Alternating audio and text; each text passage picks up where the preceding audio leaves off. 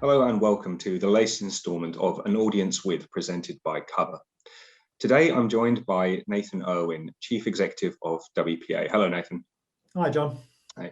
In this video, we'll be discussing some of the changes we've seen in the market as a result of the pandemic over the last 12 months. So, Nathan, what's your viewpoint on this?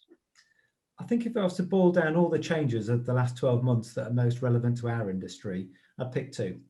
First of which is health has been top of the global agenda for the last 12 months, and I think it's likely to stay there for some time to come. I think that really reminds and emphasises the importance and the purpose of health insurance, and I think it means that demand for health insurance is going to be really strong in the months to come.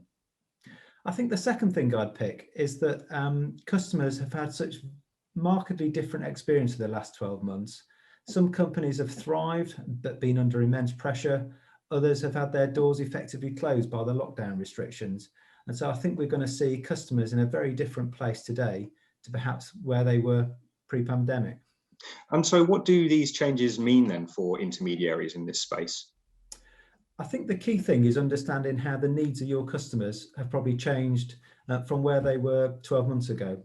For many years, I guess many people's health coverage has been pretty stable, but we'll have seen really different changes for different companies. If you take the example of a company with a majority of office workers, many of us have probably worked from home for the last 12 months.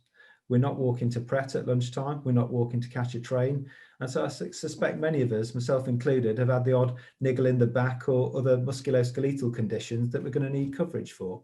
So I think intermediaries are going to play a really key role in understanding how those customer needs have changed and how they're going to look different going forward, so that they can make sure that they really do get a policy and coverage that's right for the company, recognising that it could be markedly different to the policy that they'd had previously.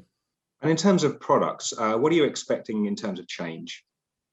I think we're going to see a need for far more configurability, so we can provide products that meet customers' demands. I think WPA are really well placed there. The investment in our technology means we've got that configurability already with Precision Corporate Healthcare, that you can, within that same policy, adapt cover to meet the needs. So if we take the example of a company that's perhaps suffered as a result of the lockdown restrictions and needs to tighten their belt, then within that same policy, you could maybe downgrade cover for some individuals to perhaps a cash plan and upgrade it to PMI for others.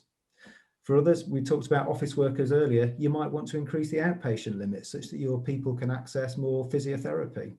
And I think you're going to want to be able to tailor your product such that it meets your needs, and PCH really does meet that need. The other bit that I think will be important is understanding what that need is. And so Precision Corporate Healthcare provides that information back to customers, back to intermediaries, as to where those claims are being spent. Is it in physiotherapy? Is it in oncological care? Or have you got another set of circumstances that are playing out? And so that ability that we've got to share that claims information at a detailed level, I think will be really valuable to customers to understand what their healthcare needs are, and then how they can then configure them further for the years ahead. Okay, Nathan, thanks very much for joining us. Thank you.